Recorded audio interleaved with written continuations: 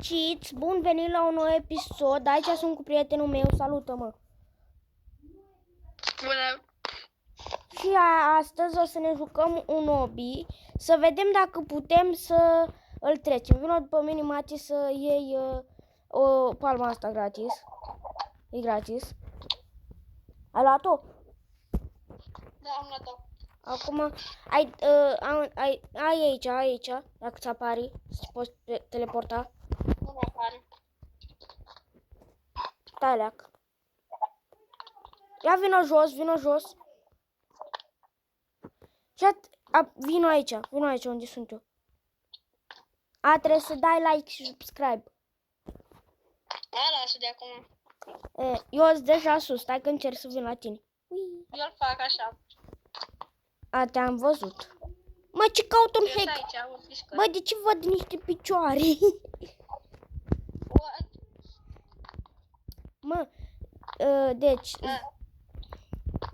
el are mulți Robux și a zis că poate, adică dacă îmi poți dona mie niște Robux, să fac și eu niște giveaway-uri la abonații mei. Băi, am cheltuit acum pentru ceva.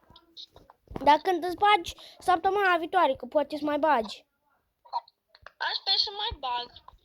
Ca să-mi donezi și Cred că mie mai bag. să-mi donezi și... Mai bag. Bă, dacă îți bagi 2000, poți să-mi dai și mie poți să-mi dai și mie 2000 ca să pot face un grup acolo să fac giveaway-uri pentru abonații mei. Acolo să intre abonații mei să-ți fac giveaway-uri. Adică dacă îmi cumpără un maieu care l-am pus eu acolo, să mi-l cumpere și dacă îl cumpără, că o să-l pun la 5 sau la 7 Robux, și cine îl cumpără o să primească din partea mea 200 de Robux. Mamă, eu acum am 5 Robux. Dacă avea acum cât ai zis tu acolo, îl cumpăram. Da, știu, dar să știi că n-am grup, că îmi trebuie Robux. Ok. Și îmi spun ca să faci un maieu îți trebuie 10 Robux și eu n-am niciun Robux. Am 0. I-am cheltuit, că mai știi atunci când mi-ai dat 6, dar eu i-am cheltuit pe pijama asta cu Spiderman. Da. Unde ești, bă, la ce culoare? Mi-a dat un troll. Mă, eu sunt deja aici la albastru. Nu, avem lea că îmi luam troll singur. Da, bravo. Bă, e una aici tot de troll. Mamă, am dat de balea. Cred că aia mi-a dat și mie troll. Bă, dar la albastru, la galben, nici eu nu știu ce culoare e asta, e spre... E aproape de galben. Dacă îmi dai troll, te omor, fată. Nu, mi-a dat troll. Eu sunt la vedele ăsta, deschis ce-o ăsta. Deci aici am intrat pe alt joc, ne-am plictisit de jocul ceala. Și aici e despre un SCP. Zile și tu povestea, că ți-am povestit odată. Un SCP. Deci stai că vă explic eu, că la el e un pic mai greu, că i-am zis de mult înainte să aibă contul ăsta și și-o uitat. Deci e un SCP unde îs mult, adică eu fabric cu SCP-uri, între timp și mă joc, fac și story time, wow! Deci, stai că o să fac story time. Deci, odată a fost creată în anul 1995 o fabrică unde se numea SCP Fabrication.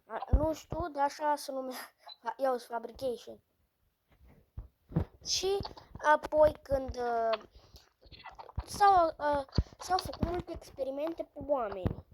Și oamenii aceia și-au riscat viața pentru chestiile alea, oamenii ăia. Și apoi oamenii ăia au devenit încât foarte agresivi când au devenit monștri. Au devenit foarte agresivi. Și apoi când au devenit agresivi, aproape toată America au fost, avea o leacă și toată America a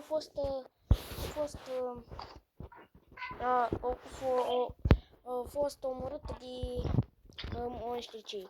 Apoi s-a creat monstru, fix monstrul ăsta de aici, în care dacă nu te uiți la el, o să vină, și dacă te uiți la el, nu o să vină după tine.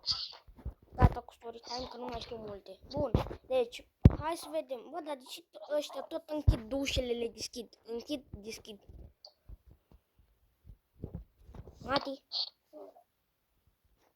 Mati?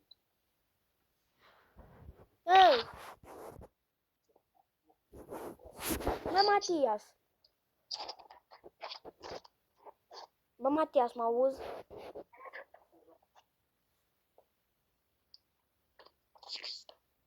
Ce faci, mă? Ok, nu știu de ce, dar lasă. Bun, hai să vedem. Cred că nu mai are voi pe telefon sau s-a enervat. Că nu mai vorbesc cu el, nu știu. Bă, dar după cine aleargă scăpul ăsta? Că nu înțeleg. Aleargă de nebun? Sau aleargă după cineva? Eu nu văd pe nimeni aici. E cineva în spate? Nu știu. Hai că până aici se închide episodul. Mai fac episodul după ora 12. Nu la 12. Să văd ce timp am. Și după o să fac dați repede pe butonul de subscribe, să faceți 50 să fac live-uri cu prietenii mei și cu toate. La revedere!